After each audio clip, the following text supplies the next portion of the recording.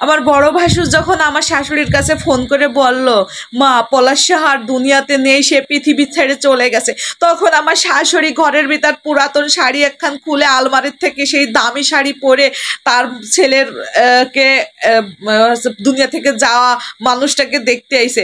আমার শাশুড়ির জন্য আমি সংসার করতে পারিনি, স্বামীর কাছে রাত্রে ঘুমাইতে পারিনি, উনি দরজার সামনে দিয়ে টোটো টোটো করে ঘুরে বেড়াইতো।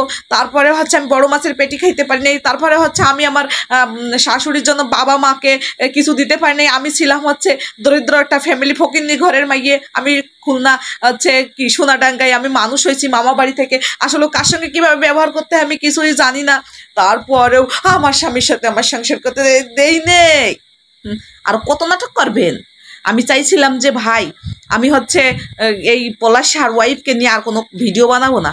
কারণ কি এমন এমন কথা ভাই মিডিয়ার সামনে এই মেয়েটা বলতাছে, মানে কি আর বলবো। এখানে আবার কিছু মাইয়েদের চুলকি শুরু হয়ে যাবে, অলরেডি শুরু হয়ে গেছে, চুলকি শুরু হয়ে যাবে। চুলকায় কোনো লাভ নেই, যেটা বাস্তব সেটাই। আপনারা আবার বলবেন কি আপনি একটা মেয়ে মানুষ হয়ে আর একটা মেয়ে মানুষের সম্পর্কে এরকম বাজে কথা বলতেছেন, এরকমের আপনার লজ্জা করেন না? আমার লজ্জা করে না। কিসের জন্য লজ্জা করবে? উচিত কথা বলতে আবার কিসের লজ্জা?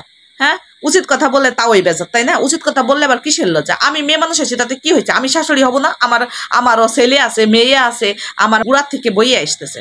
ঠিক আছে, যে তুমি যে আজকে একদম রূপসী সুন্দরী আছো, যে তাইতে তোমাকে সাধ্য হাতের শিল্পেতা মানে ভাববে সবাই না, এমনটা মনে করো না। তুমি শাশুড়ির জাতদেরকে, শাশুড়ির মানুষদেরকে মানে নোংরা মনের করে ফেলাইতেছো। হ্যাঁ, তোমরা শাশুড়িকে শুধু দোষ দিচ্ছ, শাশুড়িকে দোষ দিচ্ছ। একটা বাচ্চা পেটে রাইখে তারপরে বুঝো যে বাচ্চা পেটে রাখার যে কতটা কষ্ট। 10 মাস 10 দিন রাইখে তারপরে বাচ্চার ডেলিভারি দিয়ে তারপরে তাকে লালন পালন করে পুরসা পায়খানা পরিষ্কার করে সারা রাত জায়গা, তারপরে পড়ালেখা শিখাইয়ে তারপরে বেটার বোর কাছে দিও যে কিরকমের তোমরা পারো। সে বেটিটা তো দেশে, আমি বুঝলাম সে শাশুড়ি খারাপ, শাশুড়ি খারাপ। আর মিডিয়ার সামনে শাশুড়িকে কোন ফিলে ডাবানো যায়, কোন ফিলে নিচে নামানো যায়, কোন ফিলে তাকে ছোট করা যায়, সেই মন মানসিকতা নিয়ে এইসব মাইয়ে ডাক উঠতেছে।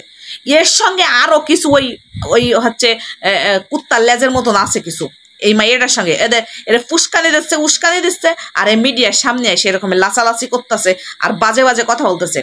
যারা বউ শাশুড়ির ভিতর সম্পর্ক ভালো আছে এই মাইয়েটা, আর এই মাইয়েটার সাথে যারা যে গোয়ালির গরু যে করা আছে এইগুলো এর সাথে নাচছে আরো মানুষদেরকে নোংরা করতেছে, নষ্ট করতেছে।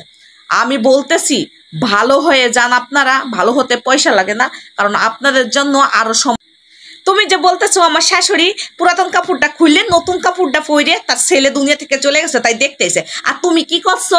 নখ গোড়ে পালিশ কইরা আবার নগে লেল পালিশ লাগাইছো ম্যাচিং কইরা আর সাদা একটা থান পরে এসে ঢং করতেছো।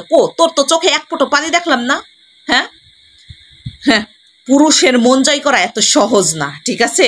পুরুষের মনের ভাব, মনের কথা, মনের কিছু বোঝার জন্য একটা পরিপূর্ণ একটা নারীর প্রয়োজন। সেটা খালি রূপসী সুন্দরী থাকলেই হয় না, তার মন মানসিকতা থাকার দরকার আছে। তোমার ভিতর সেটা ছিল না, তোমার ভিতর ছিল একটা লোভ জিনিসটা কাজ করে পলাশের মতন একটা রত্ন আমাদের বাংলাদেশের থেকে হারাইছি।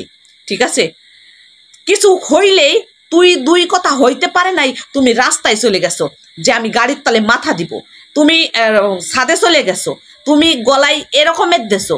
ভালোবাসা ওই রকমের আদায় করতে হয়। ভালোবাসা আদায় করতে হলে তাকে মন কলিজা দিয়ে ধৈর্য ধরতে হয়। ঠিক আছে, তুমি ওইটা করে একটা পুরুষটাকে তুমি শেষ করে দেছো তিল করে। কারণ সে অফিসে শুয়ে থাকে না, বেটিকের দিক তাকাই থাকে না। অফিস থেকে কাজ করে এসে বাসায় এসে যদি দেখে যে তার শখের নারী খ্যাস করতেছে শালিকের মতন আমার মার সাথে, তখন বলে যে আমার মাও থাক, আমার শখের নারীও থাক, তোরাই থাক, আমি গেলাম। আর এখন নেকা কান্না করতেছো আর এর দোষ দিয়ে বেড়াইতেছো। হ্যাঁ,